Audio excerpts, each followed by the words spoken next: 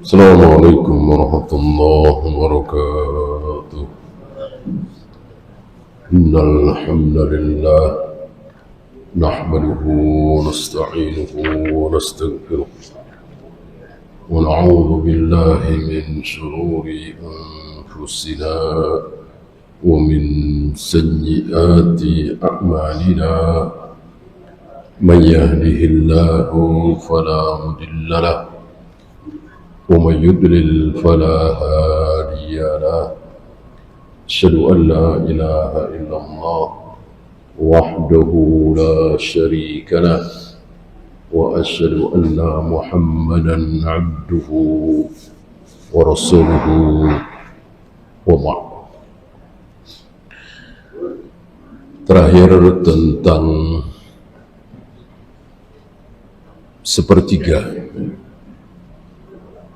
sepertiga makanan, sepertiga air, sepertiga udara. Ini keadaan terbaik dari perut anak Adam. Ma mala'a ibnu Adam bi'a'an. Maka jika berkurang, maka kebaikannya akan berkurang. Jika melebihi, maka sama kebaikannya akan berkurang. Dan begitulah keadaan manusia. Jadi sama dengan kaidah agama ini, yang terbaik adalah yang pertengahan, tidak terlalu ke kanan, tidak terlalu ke kiri.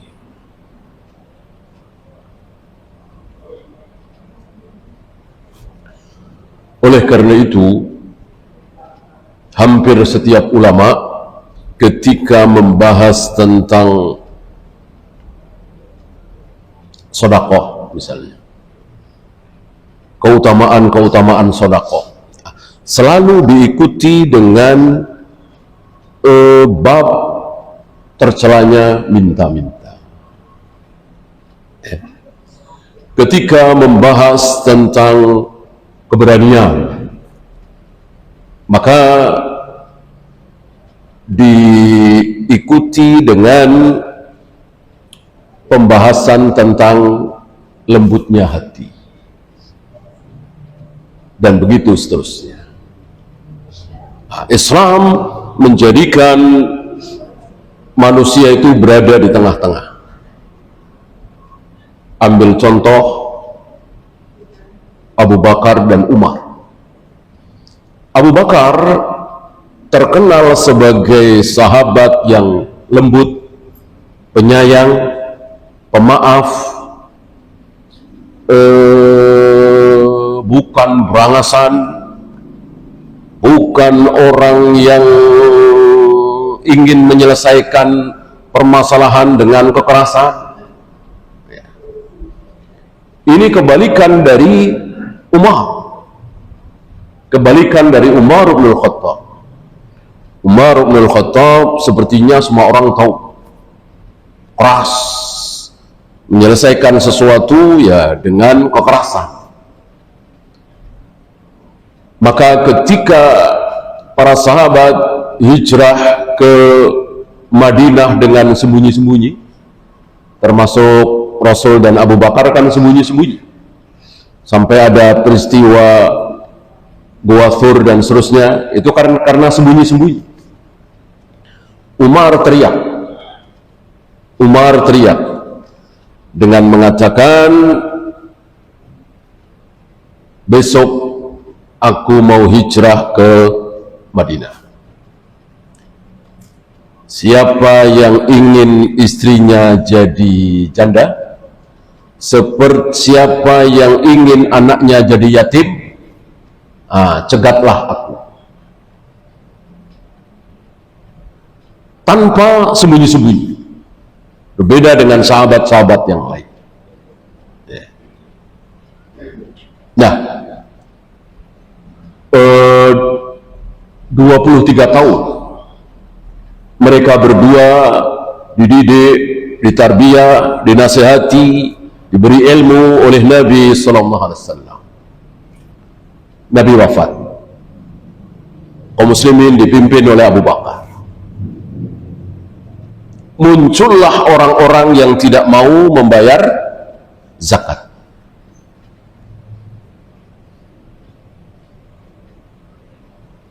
Abu Bakar berkeputusan, kita perangi mereka. Kita perangi mereka. Kalau mereka sampai tidak mau membayar zakat, kita perangi mereka. Kata Umar, jangan. Jangan. Bukankah mereka mengucapkan la ilaha illallah? Bukankah Nabi mengatakan umirtu an uqatilan nas hatta yaqulu la ilaha illallah? Nabi mengatakan aku disuruh untuk memerangi manusia sampai mereka mengucapkan la ilaha illallah. Kan mereka sudah mengucapkan la ilaha illallah, kok diperangi? Tanpa ragu Abu Bakar mengatakan, wallahi demi Allah, seandainya dulu di zaman Nabi mereka menyerahkan al-anak. Anak ada dua arti, salah satunya anak kambing, kambing kecil, sebagai zakat. Kok sekarang tidak mau menyerahkan? Akan aku perangi mereka, akan aku bunuh mereka. Akhirnya Umar mengatakan, aku memahami bahwa Allah telah memberikan hidayah kebenaran kepada Abu Bakar. Lihat, setelah ditarbiyah oleh Nabi, dididik oleh Nabi, didakwai oleh Nabi, jadi terbalik. Abu Bakar yang penyantun, penyayang, pemaaf, tiba-tiba berubah menjadi keras, tegas. Kita perangi, kita bunuh. Umar sebaliknya. Ini pelajaran bagi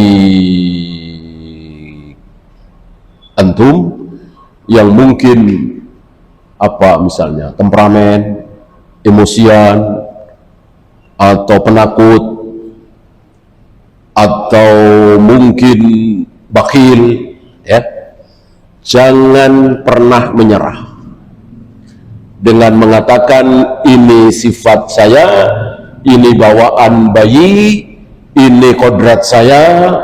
Tidak boleh, haram. Sifat bisa dirubah dengan Al-Quran dan Sunnah. Sifat buruk bisa dirubah oleh Al-Quran dan Sunnah.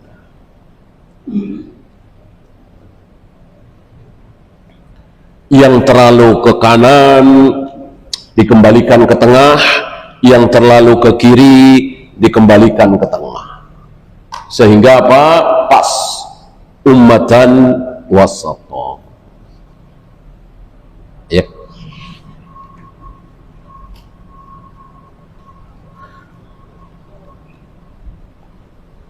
Dan hampir semua firqah-firqah dolal itu seperti yang kita bahas ini.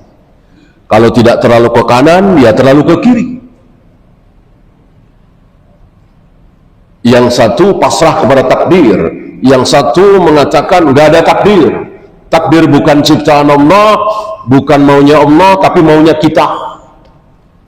Ahlus sunnah berada di tengah-tengah antara qadariyah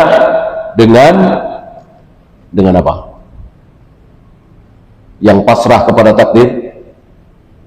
Semuanya takdir, semuanya takdir, semuanya takdir. Takdir itu kita pasrah kepada takdir. Manusia itu seperti kapas yang diterbangkan oleh angin, nggak punya kehendak.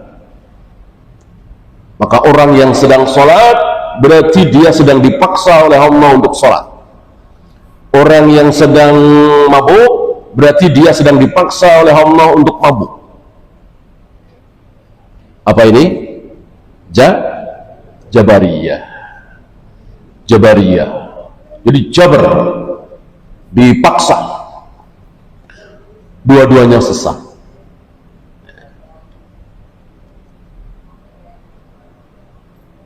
Ada yang satu membenci mati-matian Ali bin Abi Thalib, ya, Khawarij. Sebaliknya mendewakan, bahkan menyembah Ali bin Abi Thalib, Rafidah. Ahlus sunnah berada di tengah-tengah, ya. Ada yang anti terhadap penguasa, semua kebijakan penguasa ditolak, dicaci, dimaki, Khawarij. Ada yang penguasa itu wakil Tuhan, penguasa itu nggak mungkin salah, penguasa pasti benar, maksum. Siapa? Rafidah, ya. Ahlus sunnah berada di tengah-tengah, wajib taat kepada penguasa, pemerintah, raja, khalifah, tapi lihat perintahnya seperti apa. Jika perintahnya halal, wajib kita taati. Jika perintahnya maksiat, haram, tidak boleh kita taati.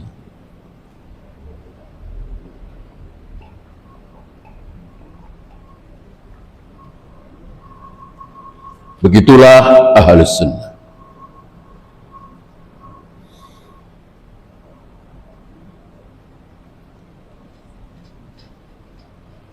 Kemudian masih tentang sufi, beliau rupanya menghabiskan banyak halaman ini untuk membahas tentang sufi. Karena sufi tasawuf ini syubhat yang luar biasa. Barangkali antum baru sekarang ini serang ngaji salaf, tahu kalau sufi itu nggak benar, tahu kalau sufi tasawuf itu menyimpang. Dari kita kecil hampir-hampir tidak ada yang mencela sufi tasawuf, yang ada menyanjung-nyanjung. Orang-orang sufi itu orang-orang suci, orang-orang yang bertasawuf itu sufi, orang-orang pilihan. Kan begitu orang-orang awam itu beranggapan. Setelah ngaji salaf kita baru tahu, banyak sekali setelah ngaji salaf baru tahu Ibnu Sina itu siapa, ya. Kan disanjung-sanjung dalam sejarah itu sebagai tokoh yang luar biasa, ya. Ibnu Arabi, Imam Ghazali. Setelah ngaji salaf kita tahu siapa mereka, ternyata menyimpang. Salah satu penyimpangan Ibnu Sina mengatakan bahwa kenabian, kerasulan itu bisa diusahakan, gitu. Jadi kita semua ini bisa usaha untuk mencapai derajat Nabi atau Rasul, dan tidak selesai sampai hari kiamat. Ini batil sebatil-batilnya. Nah, sementara nama Ibnu Sina itu dipakai, mentang-mentang beliau banyak tahu tentang kedokteran misalnya, padahal jalan pikirannya sangat-sangat berbahaya. Ya, bagaimana mengatakan bahwa kenabian, kerasulan itu bisa diusahakan? Bahkan para nabi, para rasul, berdasarkan cerita, berdasarkan riwayat yang kita pelajari, kita baca, tidak ada yang mengatakan memohon, ya Allah jadikan aku nabi, jadikan aku rasul, ya. Kalau mendoakan orang lain ada, wa ba'ath fihim rasulah, utuslah di tengah-tengah mereka seorang rasul ya Allah. Doa Nabi Ibrahim ketika beliau meninggalkan istri dan anaknya yang masih bayi di satu tempat yang di situ tidak ada manusia, yang beliau yakin tentu di situ nanti akan ada manusia. Yang dimaksud warga kota Mekah. Salah satu doa beliau, wa ba'ath fihim rasulah, utuslah seorang rasul di tengah-tengah mereka. Adapun untuk diri sendiri apalagi berusaha, sepertinya tidak ada riwayat. Ya. Nabi Musa melakukan ini dan itu supaya jadi nabi, supaya jadi rasul, enggak. Nabi Ibrahim waktu masih remaja melakukan ini dan itu supaya jadi nabi, jadi rasul, enggak. Termasuk Nabi Muhammad SAW tidak melakukan apa-apa. Tidak berada pun beliau sering bertahannuts di Gua Hira, enggak ada kepikiran, enggak ada riwayat supaya aku menjadi seorang nabi, seorang rasul. Ya barangkali beliau juga nggak tahu nabi itu apa, rasul itu apa. Orang nggak ada ilmu yang sampai kepada beliau, tidak punya guru seorang pun beliau. Guru beliau satu-satunya ya Jibril, langsung memberikan ilmu dari Allah. Jadi beliau itu tidak pernah berguru kepada seorang pun ya. Jadi betul-betul 100% ilmu yang beliau miliki dari Allah lewat Jibril alaihi salatu wassalam ya. Nah, kembali ke sufi, sebuah kata yang dipuja-puja oleh kaum muslimin terutama di negeri kita. Ternyata mereka banyak menyimpang, keluar dari dalil, tidak berdasarkan Al-Quran dan Sunnah. Di sini beliau membawakan bab as-sufiyyatu wal ju', sufi dan lapar. Salah satu kesesatan sufi adalah memuji-muji, menyanjung-nyanjung orang yang lapar. Jadi lapar itu otomatis pahala, lapar itu otomatis mulia. Maka keutamaan seseorang adalah kalau dia sering melaparkan diri. Bukan karena tidak ada makanan seperti kita bahas kemarin. Makanan ada, uang banyak, puasa enggak, mending puasa. Puasa enggak, tapi ya begitu, melaparkan diri. Bahkan lebih dari puasa. Puasa kan cuma dari subuh sampai maghrib, terus diteruskan sampai berhari-hari. Dan ada di negeri kita kan, apa istilahnya, tirakat. Ini dari subhat orang-orang sufi. Apa kira-kira? Tirakat kan bahasa Indonesia ya, atau mungkin bahasa Jawa ya. Mengambil dari bahasa sufi, bahasa Arab apa? Tariqah, tirakat. Tariqah itu salah satu ilmu bid'ah dalam sufi. Tariqat ini sebagaimana yang sering kita bahas, bahasa Arab tapi bukan bahasa Arab tapi bukan bahasa syariah. Belum lama kita bahas ada bahasa Arab, ada bahasa syariah. Ada bahasa syariat, ada bahasa Arab. Apakah bahasa syariat itu pasti bahasa Arab? Betul. Nggak ada bahasa syariat yang bukan bahasa Arab. Ya. Apakah bahasa Arab pasti bahasa syariat? Tidak. Tidak.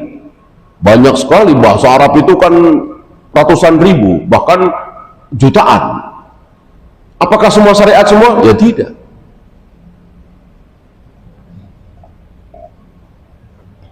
Seperti naum, tidur, syarab, minum, yamsi, jalan, apa itu bahasa syariat? Bukan, bahasa Arab. Bahasa syariat apa? Sholat, saum, zakat, manhaj, syariat itu sendiri, ya kan? Istiwa misalnya kan. Nisab, ini bahasa syariat. Gitu. Yang ada hubungannya dengan agama Islam ini. Adapun tarekat tidak ada. Tapi dianggap oleh kaum muslimin sebagai bahasa syariat. Yaitu ya sesuai dengan namanya, tarekat kan jalan. Antum masih ingat ketika umroh kan, kalau minta jalannya apa? Torik jalan. Tariqah yaitu mu'anasnya, torik kan mudzakkar. Cuman sekedar jalan. Jalan yang ditempuh gitu. Jalan yang ditempuh untuk mendekatkan diri kepada Allah. Mestinya kan syariat. Kalau pakai bahasa Allah dan Rasulnya syariat. Mereka pakai nama tariqah. Nah, caranya tidak pernah dicontohkan oleh Rasul dan para sahabat. Caranya ada dengan zikir sekian ribu kali, kemudian sulu, ya kan? Tidak pulang-pulang, tapi bermalam di satu tempat. Ada di mana? Rantau Prapat sana. Nah, terkenal itu sulu. 40 hari, 30 hari, tidak pulang-pulang, di situ ada tempat khusus. Baca Al-Quran, zikir. Sunnah? Jelas tidak, itu bid'ah. Karena untuk baca Al-Quran, untuk sholat, tidak perlu tempat khusus. Carilah masjid terdekat, kalau itu sholat 5 waktu.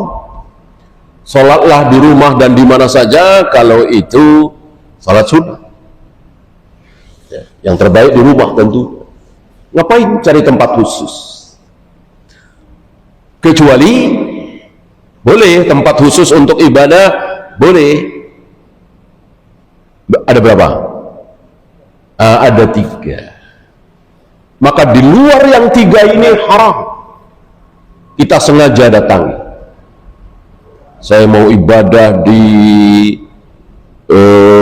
Istiqlal misalnya, saya mau ibadah di Masjid Agung Demak misalnya, saya mau ibadah di Masjid Jami Banten misalnya, haram, dosa.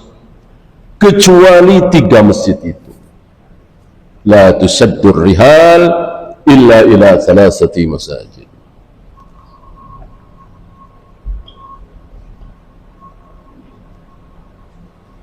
Nah, salah satu bid'ah yang diyakini oleh orang-orang tarekat sufi ini, lapar pasti berpahala, lapar pasti mulia, ya. Padahal tidak ada satupun dalil yang menyatakan lapar pasti berpahala. Bahkan musibah, kebakaran, kecelakaan pasti berpahala, betul? Tidak. Pokoknya asal sakit pasti berpahala, betul? Salah. Pokoknya asal kecelakaan, jatuh, kaki diamputasi pasti berpahala, betul? Tidak. Malah bisa jadi dosa kalau tidak sabar, ya. Kapan kita sakit, kecelakaan, diamputasi, dikeroyok orang padahal kita nggak salah, lalu jadi pahala? Kapan? Kalau kita sabar. Jadi ada amalnya, yaitu sabar. Begitu pula lapar itu. tiba-tiba terkena musibah, banjir misalnya, tanah longsor misalnya, kebakaran misalnya, lalu kita kelaparan, lalu kita sabar, kita mohon ampun kepada Allah. Musibah ini mungkin disebabkan karena dosa-dosa kita, lalu kita beristighfar. Di situ pahalanya, bukan di laparnya, bukan di musibahnya, ya.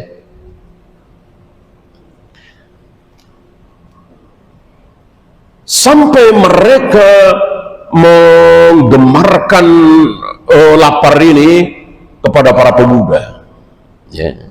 Wa'lam anna sufiyata innama ya'muruna bitaqalluli syabbanahum wa mubdi'ihim. Kepada anak-anak muda disuruh lapar, ya. Padahal kita tahu bagaimana anak-anak muda remaja itu sangat butuh asupan makan. Ini jahilnya orang-orang tarekat sufiyah, malah disuruh lapar. Padahal mencari ilmu, ngafalin Al-Quran butuh tenaga. Dari mana? Dari makanan itu. Dan makanan itu yang bagus yang bagaimana?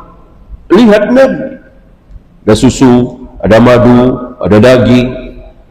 Mereka bahkan mengharamkan ini semua. Terlalu mahal, terlalu mewah, tidak pantas kita bersenang-senang di dunia. Betapa bodohnya mereka. Itu makanan kita nanti di surga. Berarti mereka lebih pintar dari Nabi dan para sahabat, karena Rasul dan para sahabat menyukai daging, susu, madu, makanan-makanan yang bermutu.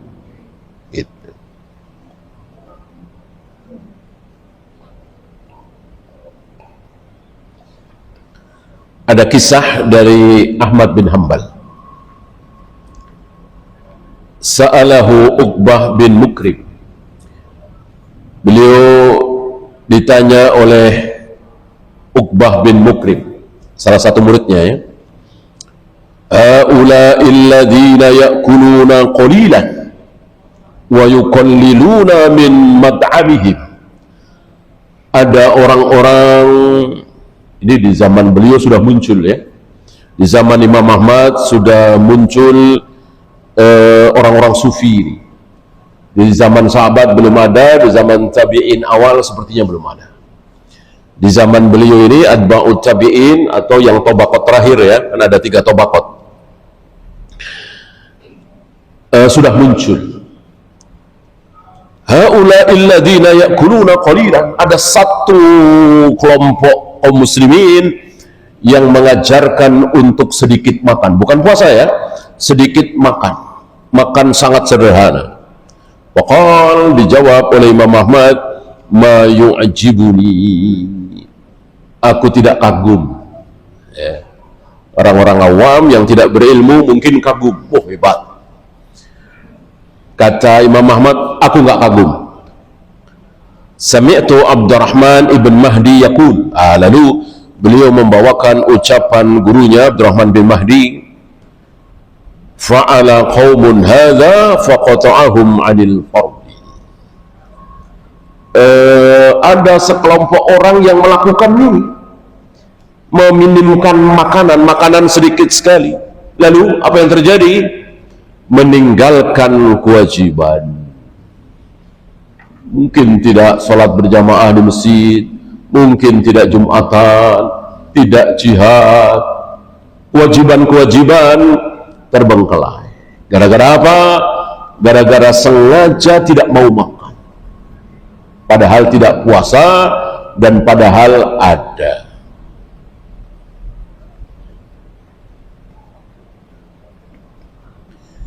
Ya Aba Sa'id, ini masih ucapan seseorang kepada Abdurrahman bin Mahdi. Kunyahnya Abu Sa'id. Ya Aba Sa'id, inna bibiladina qauman min haula'is sufiyah. Di negeri kami ada satu kaum sufi. Mendengar ini, Abdurrahman bin Mahdi mengatakan, la taqrab haula, jangan dekat-dekat dengan mereka. Jadi kalau ada syubhat, kalau ada aliran sesat, Hal pertama yang dinasihatkan kepada orang awam adalah jangan dekat-dekat. Bukan dekati, sadarkan mereka, enggak. Dekati, ceramai mereka, enggak. Ya. Hal pertama adalah jangan dekati. Kenapa? Karena dakwah itu tidak mudah.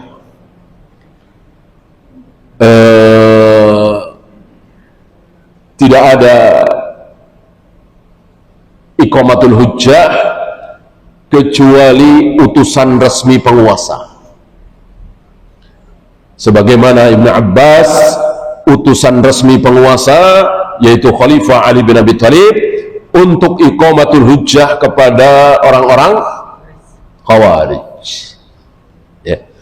Maka jika bukan utusan resmi, udah. Ya. Karena masih ingat dalam hal agama, orang yang harus kita nomor satukan itu siapa? Dalam hal agama, dalam hal akhirat, dalam hal mencari pahala, dalam hal menghindarkan diri dari dosa, orang yang harus kita nomor satukan itu siapa? Nah, diri kita sendiri. Bukan ayah, bukan ibu, bukan siapa-siapa, diri kita sendiri. Jadi selamatkan diri kita sendiri. Ya, biarin orang-orang nggak mau pahala, yang penting saya dapat. Biarin orang-orang pada dosa, yang penting saya nggak dosa. Biarin orang-orang pada sesat, yang penting saya nggak sesat. Gitu. Kan dalilnya jelas. Qu anfusakum wa ahlikum nar. Ya. Orang-orang hizbiyin, harakiyin itu terbalik. Ya.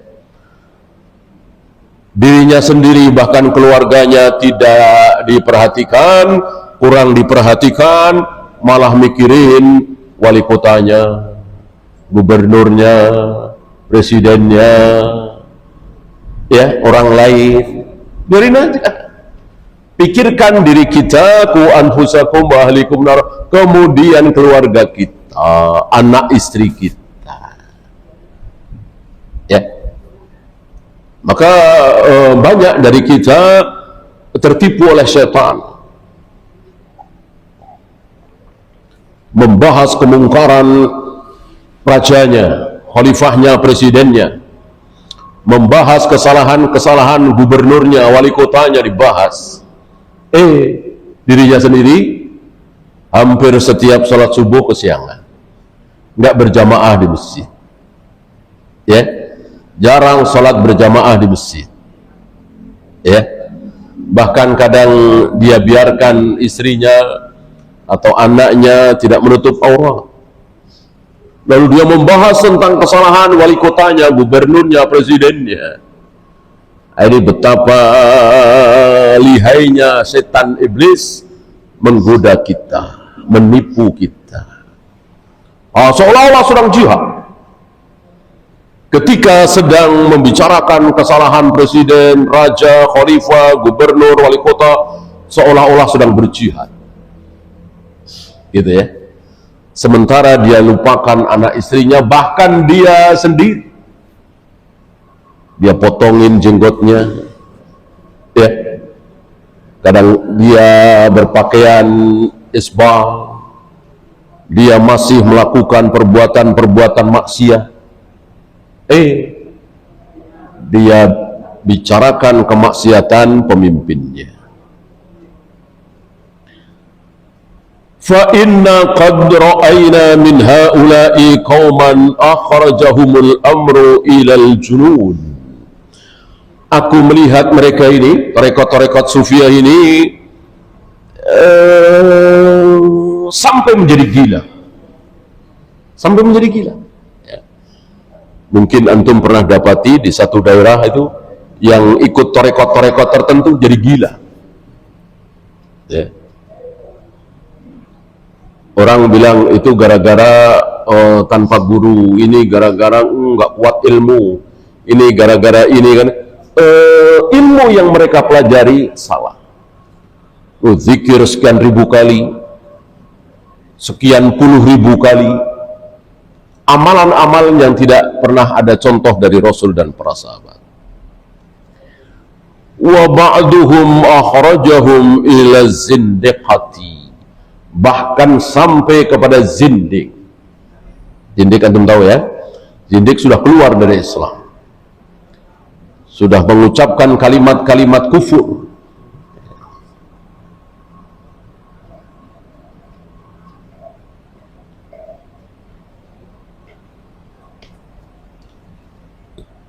Sami'tu Abu Abdullah Ahmad ibn Hanbal wa qala lahu rajul, ada seorang laki-laki yang berkata kepada Ahmad bin Hanbal, mengadu, inni munzu khamsa asyrata sanatan, semenjak 15 tahun, qad wala'a bi iblis, sepertinya aku telah dipermainkan oleh iblis. Merasa dia semenjak 15 tahun ini. Wa rubbama wajadtu waswasatan, sering aku mendapatkan dalam diriku rasa was-was. Atafakkaru fillah, kadang-kadang aku berpikir tentang Allah. Boleh nggak berpikir tentang Allah? Allah itu gimana ya? Allah itu gimana ya? Allah itu seperti apa ya? Allah itu bagaimana? Bolehkah? Tidak boleh. Tafakkaru fil khalqi wa la tafakkaru fil khaliqi. Berfikirlah kalian tentang makhluk. Gunung, kenapa bisa sekuat itu? Pohon ini, kenapa baru dipetik langsung dibakar keluar api? Kenapa semut seperti itu? Kenapa unta seperti itu? Silahkan difikir, dan itu ada gunanya. Wala tafakkaru fil khaliqi, dan jangan sekali-kali berfikir tentang khaliq, tentang Allah. Allah itu bagaimana? Allah itu bagaimana? Enggak boleh. Jangan difikir. Yang ada, diimani apa adanya di Al-Quran dan Sunnah. Apa kata Allah di Al-Quran dan Sunnah, kita imani apa adanya. Bersemayam di atas arsy, sami'na wa ata'na. Menciptakan Adam dengan kedua tangannya, sami'na wa ata'na. Akan menggulung langit dengan tangan kanannya, sami'na wa ata'na. Membolak-balikkan hati manusia dengan dua jarinya, sami'na wa ata'na. Begitu. Jangan difikir, imani apa adanya. Ya. Ini berpikir Allah itu gimana, ada di mana, ini jelas syaitan. Waqal, mendengar keluhan si rajul ini, muridnya ini, Imam Ahmad memberikan nasihat 3. Yang pertama, la'allaka kunta tudminus saum, sepertinya engkau puasa terus menerus setiap hari. Orang-orang sufi seperti itu. Padahal bolehkah? Tidak boleh. Sudah dilarang oleh Nabi terhadap Abdullah bin Amr bin As. Sudah jelas-jelas dilarang, dilanggar oleh tarekat Sufiyah ini. Aftir, hentikan, berbukalah, jangan berpuasa terus menerus. Kalau mau Senin Kamis, kalau mau Ayyamul Bid, kalau mau yang lebih baik lagi ya puasa Daud. Ada yang lebih baik dari itu? Nggak ada, nggak boleh. Ini pertanyaan Abdullah bin Amr bin As dan sudah dijawab oleh Nabi, nggak ada. Ini Jabari, jelas dosa. Imam Ahmad mengatakan stop, jangan berpuasa setiap hari. Wakul dasman, dan makanlah sesuatu yang enaklah, daging yang mengandung minyak yang nikmat lah, makanan yang enak. Yang terakhir, wala tujalis al-qassas, jangan duduk di majelisnya al-qas. Jadi zaman dulu, di zaman Imam Ahmad, di zaman Imam Syafi'i, ada al-qas, tukang cerita. Ceritanya bagus, menarik hati. Siapa yang mendengar ceritanya bukan kayak kita apa misalnya drama, sinetron, percintaan, novel, cerpen, bukan. Tentang agama, tapi kisah, cerita menarik. Tapi ngarang. Ya. Yang kalau orang-orang awam mendengarkan itu ya tertarik. Dan dari mendengarkan kisah-kisah itu, kadang yang bakhil jadi dermawan, yang penakut menjadi berani, yang rajin sholat jadi, yang malas sholat jadi rajin sholat. Kata Imam Ahmad, jangan. Salah satunya Haris Al-Mahasibi, yang terkenal di zaman Imam Ahmad itu Haris Al-Mahasibi. Maka ketika beberapa orang bertanya, bolehkah kami duduk di majelisnya Haris Al-Mahasibi? Ya kayak tadi lah. Kalau duduk di majelis dia, yang tadinya malas sholat jadi rajin sholat, yang tadinya bakhil jadi dermawan, kan bagus. Kata Imam Ahmad, jangan, ya, karena nggak bahas ilmu. Yang bagus kan bahas ilmu. Yang sunnah mana, yang bid'ah mana, yang syirik mana, yang tauhid mana, ini benar apa salah, gitu. Bagaimana cara membedakan mana darah haid, mana darah istihadah, bagaimana mengawali puasa Ramadan, mengakhiri puasa Ramadan, bagaimana puasa Arafah itu harus bertepatan dengan wukuf di Arafah atau tidak. Ini kan ilmu. Ini yang dikehendaki oleh Imam Ahmad. Jangan cerita-cerita seperti ya. Maka beliau tidak menyukai waktu orang banyak membaca tulisan ayat Al-Qarni. Barangkali antum tahu ya, tahun 2000-an terkenal ini, La Tahzan. Syekh Ali Hasan, Syekh Mas'ud Hasan Salman, Syekh Musa Nasir Mata, jangan. Padahal buku itu luar biasa, mendunia kan, buku La Tahzan itu. Murid-murid Syekh Albani mengatakan jangan, tidak berisi ilmu, isinya subhan. Wallahu a'lam. Ya silakan azan dulu. Wassallallahu ala Muhammadin sallallahu alaihi wasallam wa akhiru da'wana alhamdulillahi rabbil